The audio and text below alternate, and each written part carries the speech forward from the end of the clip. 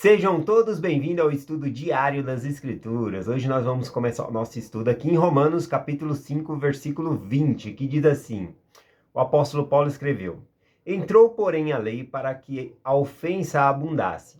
Mas, onde o pecado abundou, superabundou a graça, né? A ofensa aqui, o pecado é a mesma coisa, né? Quando nós pecamos, nós estamos ofendendo a Deus. Então o apóstolo Paulo está falando aqui, entrou porém a lei é os mandamentos, tá bom? Entrou porém os mandamentos, antes não tinha os mandamentos, tal como o Senhor deu a Moisés, né, no Monte Sinai, lá os 10 mandamentos e outros mais mandamentos que vieram ali, tá bom? Então não tinha antes a lei, né? Então ele fala, entrou porém a lei para que a ofensa abundasse, ou seja, abundar é tornar maior, né? Então o pecado se tornou maior quando a lei entrou, né? Vamos fazer uma observação aqui. Por exemplo, Caim matou Abel. Quando Caim matou Abel, não existia esse mandamento dizendo, né? Não matarás. Né? Não existia esse mandamento. Mas Caim sabia que matar o seu irmão era errado. Conforme toda a carta de Paulo vem mostrando aqui, todo mundo sabe o que é certo e o que é errado, porque todo mundo nasce com a luz de Cristo dentro de si, que é uma luz que nos ajuda a discernir, né, em nossa mente o que é certo e o que é errado. Até mesmo um índio no meio do mato que não tem os 10 mandamentos, ele sabe que roubar a coisa ali, o arco e flecha, né, do seu amigo ali, é errado, ele esconde, né? Ele sabe, lá no fundo da consciência dele, ele sabe que ele está fazendo alguma coisa errada. Eu não deveria ter feito isso, né? Mesmo que ele gostou de fazer, a consciência dele acusa ele de que ele está errado. Então, Caim matou Abel, e não existia o mandamento de não matarás. Porém, ele sabia que era errado, né? Isso não muda o fato de que era errado. Então, o que Paulo tá... Eu estou dando esse exemplo porque Paulo, ele escreve aqui, ó. Entrou, porém, a lei. Então, depois foi dado por lei, né? Não matarás, né? Inclusive, foi dado, né, depois do dilúvio, né? Quando Noé sai da arca, o Senhor colocou, né, que não derramará o sangue, né, do seu irmão. O homem não derramará o sangue do seu irmão. Era a expressão usada para matar a pessoa, porque dessa maneira que era feito os sacrifícios, né? Derramava o sangue do animal sobre o altar, né? Tirava a vida do animal, né? Então é isso. Então, depois veio então essa lei, não matarás. Então, aqui ele está falando o seguinte, agora que entrou a lei, as coisas se tornam mais graves ainda, né? Já era pecado antes, mas se torna mais pecado ainda. Um outro exemplo que eu posso dar sobre isso é assim, todos nós temos essa luz de Cristo, mas quando nós somos batizados na igreja, a gente está assumindo um compromisso com Deus de guardar os seus mandamentos. Os mandamentos é para todas as pessoas, elas têm dentro de si isso, né? A luz de Cristo indica esses mandamentos. Mas quando nós batizamos, nós tomamos sobre nós o nome de Cristo e assumimos a responsabilidade de guardar esses mandamentos. Então, quem quebra os mandamentos depois do batismo, né, torna-se um pecado mais abundante, porque conhece a lei e porque assumiu o compromisso de guardar essa lei. De igual modo, né, o mandamento ele se torna mais grave ainda, né, conforme diz aqui, mais abundante, quando a pessoa entra no templo e faz convênio, porque se tornou mais sério ainda aquele mandamento na vida da pessoa, tá bom? Então é isso que Paulo está falando aqui, né? Quando a lei entrou, né, a ofensa também aumentou, né? É isso que ele está falando aqui. Porém, ele diz, mas onde o pecado abundou, ou seja, se tornou grande, superabundou a graça. A graça aqui é o favor de Deus, a misericórdia de Deus, né? É o regozijo de Deus.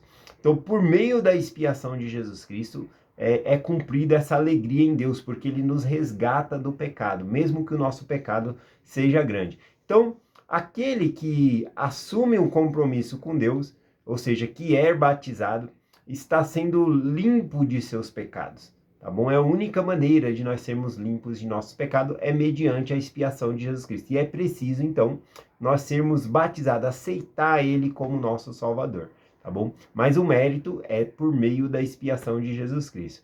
Continuando aqui, vamos falar um pouquinho sobre isso aqui em Romanos capítulo 6 aqui, ó. Capítulo 6, versículo 1. Aí, deixa eu achar aqui. Romanos, capítulo 6, versículo 1. Diz assim, ó. Que diremos, pois, né? Do que? Do que ele acabou de falar, né? Sobre o pecado se tornar maior e sobre a graça, né? Também ele abunda, né? E tira o pecado grave de nós, né? Que diremos, pois? Permaneceremos no pecado para que a graça seja abundante, né? Algumas pessoas poderiam entender dessa maneira. Ah, já que eu tenho a graça de Cristo, vai ser maior em mim, porque a minha ofensa foi maior, então eu vou pecar mais, que aí a graça de Deus vai ser maior sobre mim.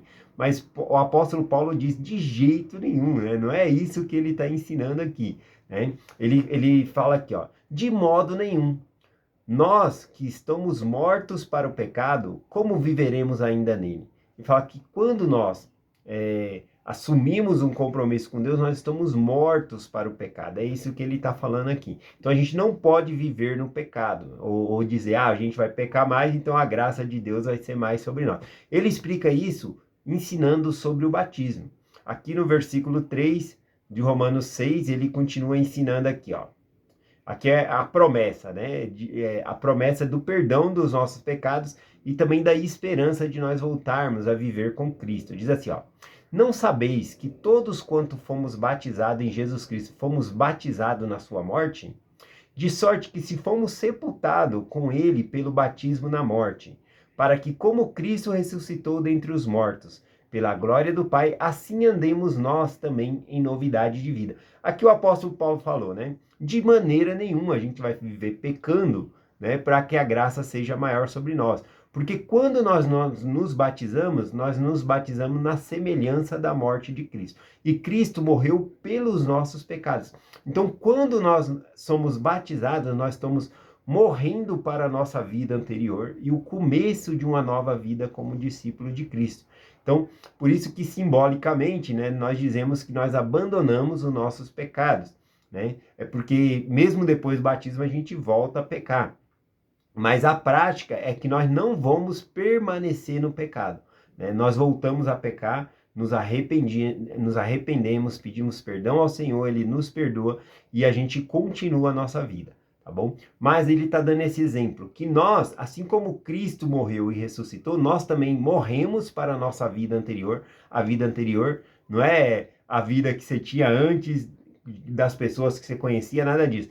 É a vida anterior de pecado.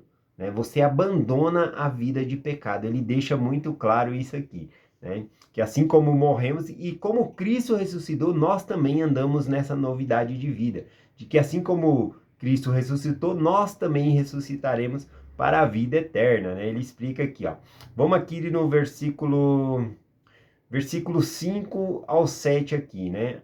Aqui fala o resumo, a provisão, né? Essa é a bênção que Deus nos dá. Ele diz assim, ó.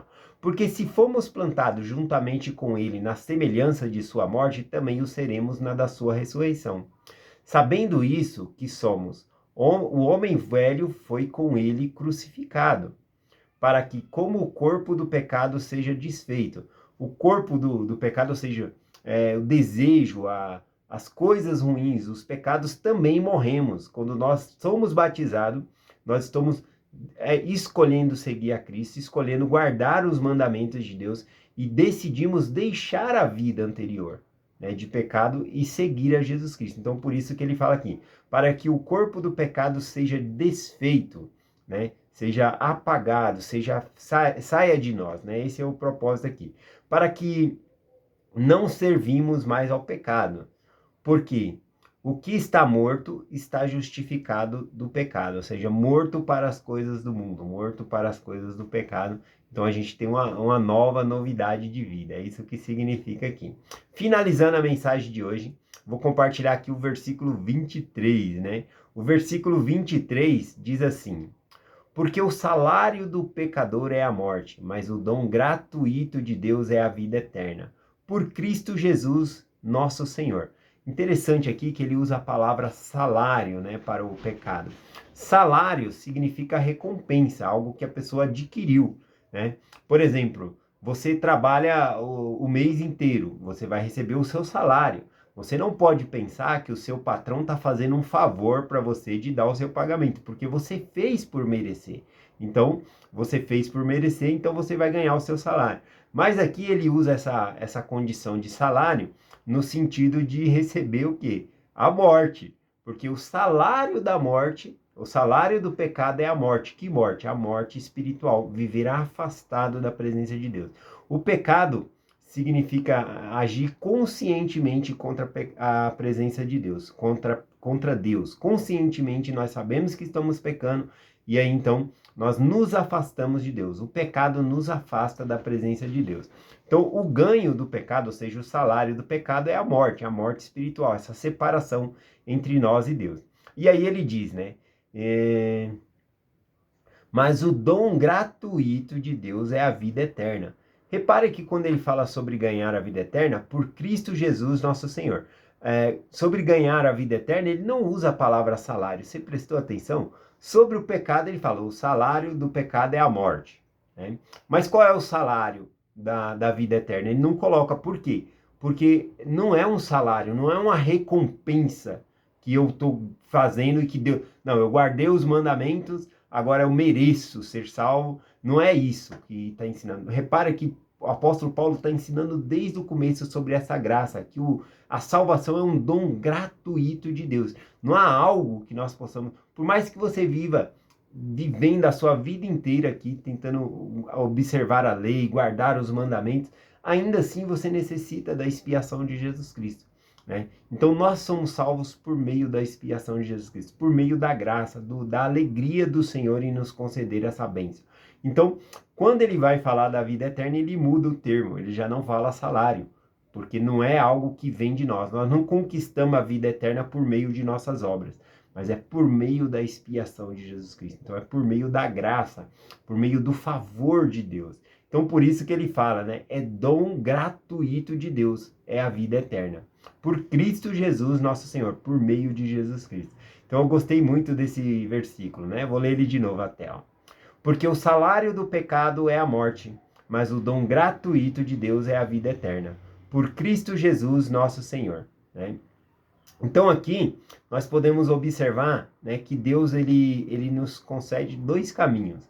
O caminho da morte e o caminho da vida eterna, né? E que nós devemos escolher esse caminho. Aí eu lembrei daquela escritura em Deuteronômio, capítulo 30, versículo 19, dizendo assim: O céu e a terra tomo hoje por testemunha contra vós, que te propus a vida e a morte, a bênção e a maldição. Escolhai, pois, a vida para que vivas, tu e a tua semente, né? Aqui, né, no Velho Testamento, o Senhor está fazendo convênio com o povo de guardar os mandamentos. Ele fala, te propus dois caminhos, a vida e a morte, a bênção e a maldição.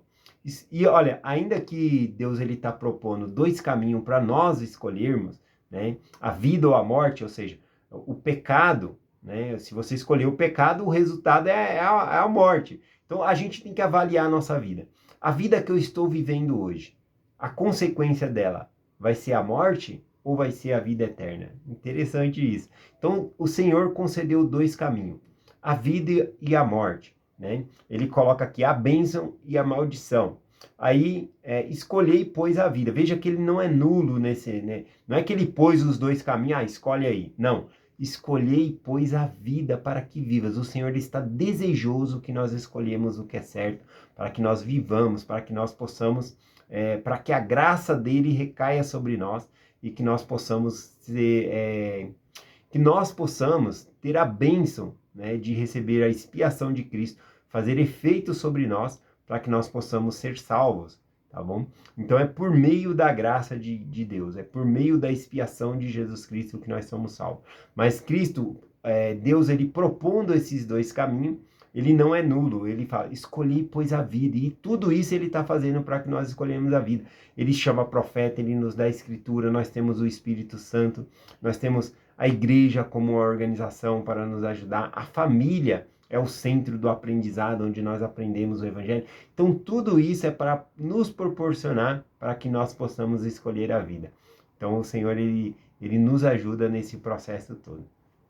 Então, gratidão a vocês por essa mensagem, né? E por você estar estudando todos os dias aqui comigo, tá bom? Eu compartilho essa mensagem com vocês, em nome de Jesus Cristo. Amém. Até amanhã.